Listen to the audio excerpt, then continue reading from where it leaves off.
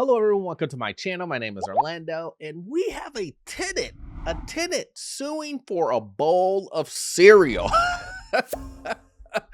Crazy, right? Crazy. We gonna get into it. We gonna learn something today on this one. Let's jump into it. This is the plaintiff, Chenille Barnett. She says she met the defendant when she found him locked out of his grandfather's apartment, sleeping on the front steps of her building. Soon after, they began hanging out together, and he eventually moved in with her. Well, things didn't last long. He was physically aggressive with her. She threw him out, and now he owes her all kinds of money for rent, booze, and all the cereal he ate. She's suing for $1,007, the amount owed. She's suing him for the cereal he ate. Now, does she really think that she's going to be able to, I don't know, sue the man for cereal? But also, too, she is suing for rent. I can almost promise you she didn't get a lease. Maybe she thinks that since she brought him in and, you know, all of a sudden she can charge him rent without having some type of lease or paperwork involved. We'll see. Maybe she might have it, but let's see what the other guy says. This is the defendant, Daquan Butler.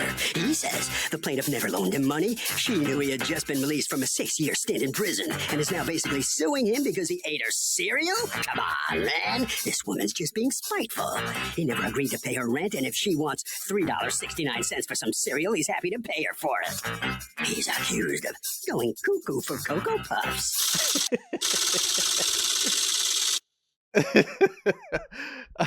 Now it seems like there's some relationship here other than just like roommates. And let me tell you guys, like I said before, you have to have paperwork when it comes to leasing to a roommate or something. Either you guys have to both be on the lease, or you have to own the property and lease it. Like, there's just no way. It also has to be in the lease that the landlord will allow you to sublease the property, which I'm telling you right now, most landlords will not let you do that. So it seems like something else is here. Let's see what it is. You are suing Daquan Butler? For $1,007 you say he owes you. How did you two meet?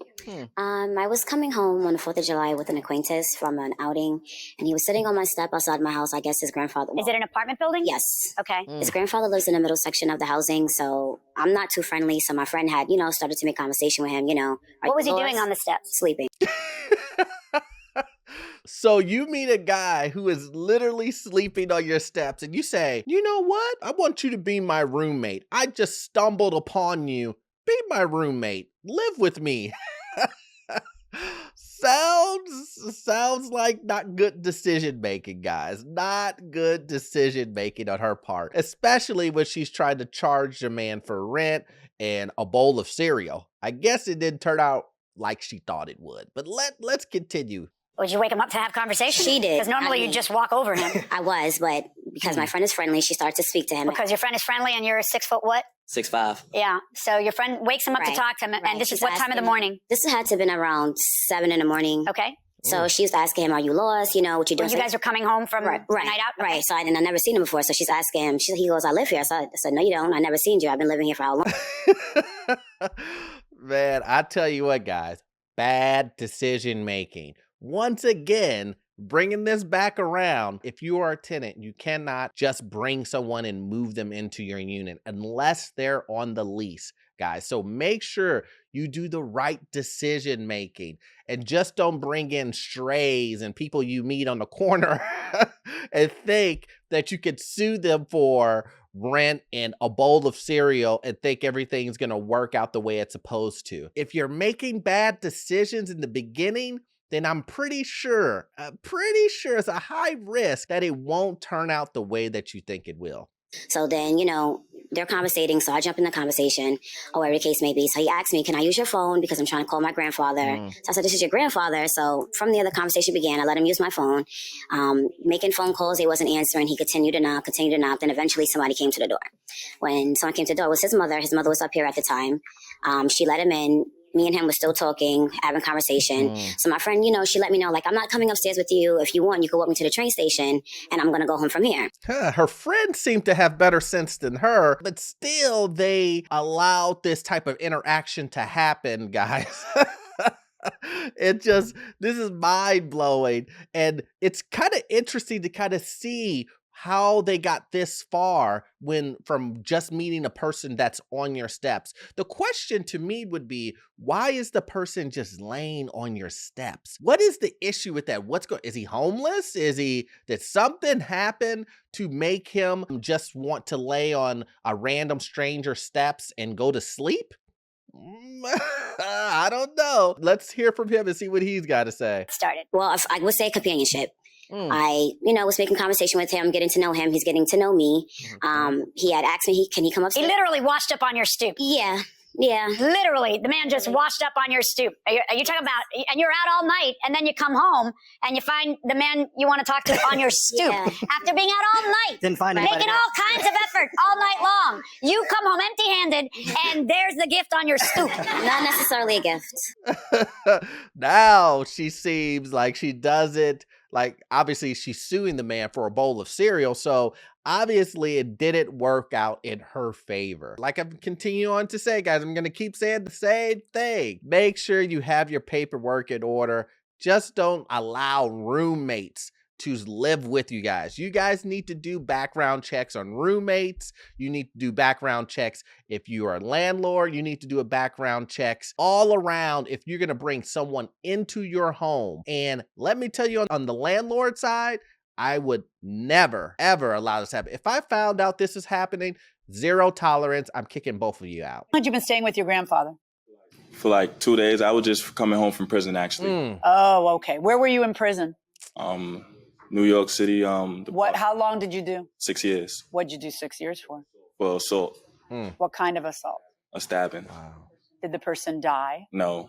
It was more so self-defense, but the people, I guess. Was it domestic in nature? No.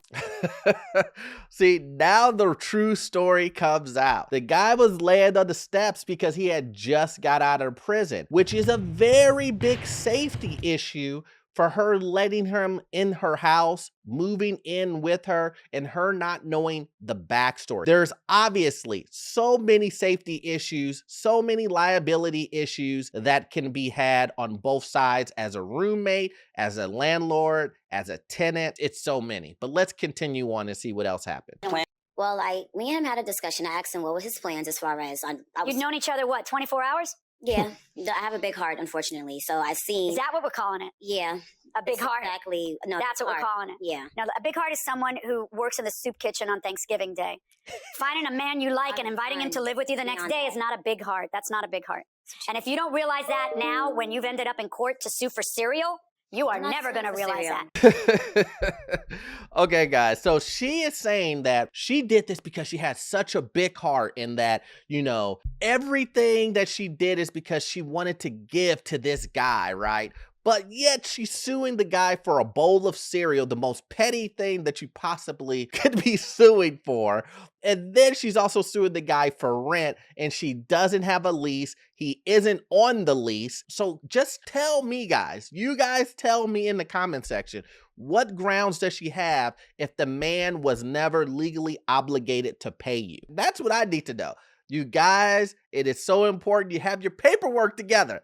The paperwork. So let's talk about what you're suing for. According to you, the guy who you found on a stoop, who had just gotten out of prison 2 days earlier, who had no job, no place to live, who you invited to move in with you, is supposed to pay you rent. Where's he going to get the rent? Is he going to think it? How's he going to pay you rent? Boy, the judge hit it right on the head. I just said, how is this man going to pay you rent? As a landlord, the landlord didn't put this guy on the lease. He's not legally obligated to a lease to you. The landlord hasn't subleased it to you to give you the opportunity to do that. So how can this guy pay you rent when you knew, quote unquote, his situation? This is from her. She said she knew his situation, even though we all know she didn't. She just at a whim did what she wanted to do, which is cool. You can do that, but there's consequences to that. We all know this. There's consequence to you making bad decisions. So where is this guy going to get the rent from? he doesn't have a job or anything. Now, let me ask you, what's going on here? Because she's suing you for eating her cereal. And what's this about the CBD product? Oh, the weed? Yeah, she Was had it weed or was it a CBD product? Weed, fake weed. Okay, what was it exactly? CBD weed. CBD. I don't know what it is. It looked like weed. Is it oil? What is it? What did it look like? It looked like weed. Did you smoke it? Yeah, but it don't get you high like weed. It doesn't. I don't know. It's So not only is this lady suing him, this is funny. Not only is this lady suing this man for a bowl of cereal, she's suing him for CBD oil. She's suing him for the most petty stuff. It almost feels like she's like scorned or she has a grudge against this man. And then she's suing him for rent and he didn't have a job, just got out of prison. Like, I don't understand the whole premise of her suing him for any of this stuff. Any of this stuff. It's funny, guys. This is funny. I asked him, can he get rid of it? Because I basically bought it. And then he got rid of it. Now you're suing for it. No, he didn't get rid of it. He smoked it and came back empty-handed. Well, what did you mean by get rid of it? Sell it and basically Okay, so you don't want anything to do with it, but you send him to sell it for you. I didn't want anything to do with it. Okay, well, I asked him to sell the product so I can get back what I paid for it. Right, I know.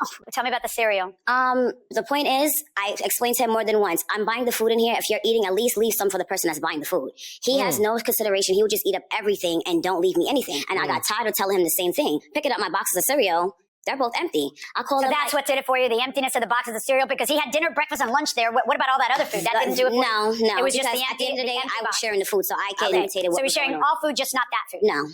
This lady knows that she has to know that you're not going to win this.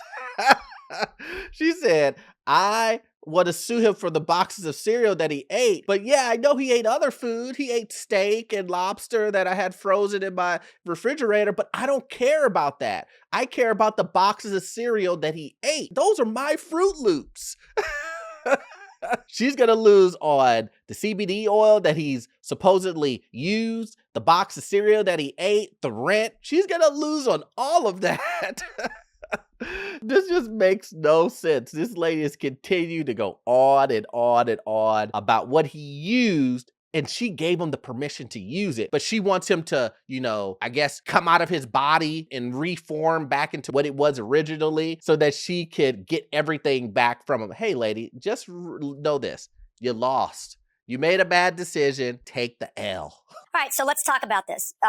Did she finally tell you, get out, I'm done? my stuff was outside. That's how she told me. Okay. It Right. really So what didn't- did you do when she threw you out? Where'd you go? I went to my grandfather's house. And you're right there, same Yeah. building. So did you see her all the time? Sometimes. Okay. Were you civil with each other? Yeah, it didn't bother me because I know how females are. Oh, that's a good thing to say to a female judge. That's where he messed up at. The guys, I just know that's how females are, and she's a female judge that's presiding over this court hearing. Hopefully, it doesn't backfire against them. We'll see. I'm sorry, Your Honor. Okay, how stupid do you have to be to look a judge in the eyes? Do I not look female to you? But you're a judge. What is it? Like how few brain cells are holding hands up here for you to say, it didn't bother me because I know how females are, and not think that might be a bad idea to say to me. Wow, y'all deserve each other.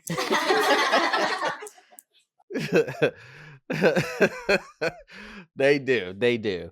They're both making bad decisions, but this guy just got out of prison. There's a lot of things going on. I don't know. Both are making bad decisions. He's not doing himself any good by bringing that type of lingo into the courtroom and saying that against a judge. She's being extremely petty by trying to ask for things that have been used. We're not talking about things that he was contractually obligated to pay, rent, all these other things. She gave these things to him and he used it. And so that's just your cost. As far as weed you smoked, cereal you ate, no, I'm not going to order you to pay any of that stuff back.